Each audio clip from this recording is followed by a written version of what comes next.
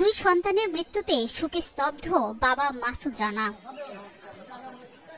মঙ্গলবার রাতে বাজার থেকে কেনা মোয়া আর আপেল খেয়ে ঘুমিয়ে পড়ে রূপসা উপজেলার মাসুদ রানার 5 বছরের মেয়ে ইরানি ও ছেলে আব্দুল গনি। রাতে কয়েকবার বমি হওয়ায় সকালে দুজনকে উপজেলা স্বাস্থ্য কমপ্লেক্সে ভর্তি করা হয়। অবস্থার অবনতি হলে নেওয়া হয় খুলনা মেডিকেলে। পরে বুধবার রাতে চিকিৎসাধীন অবস্থায় তাদের মৃত্যু হয়।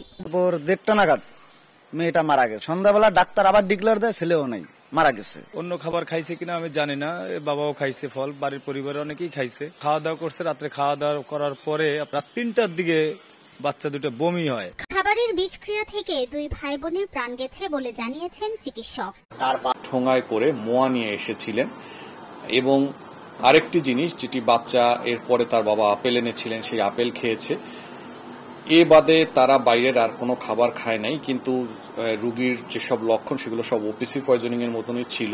নিহতদের বাবা মাসুদ রানা মুদি দোকানদার, মা নার্গিস বেগম মানুষের বাসায় কাজ করেন। এই দম্পতির 8 বছর বয়সী আরেকটি কন্যা সন্তান রয়েছে।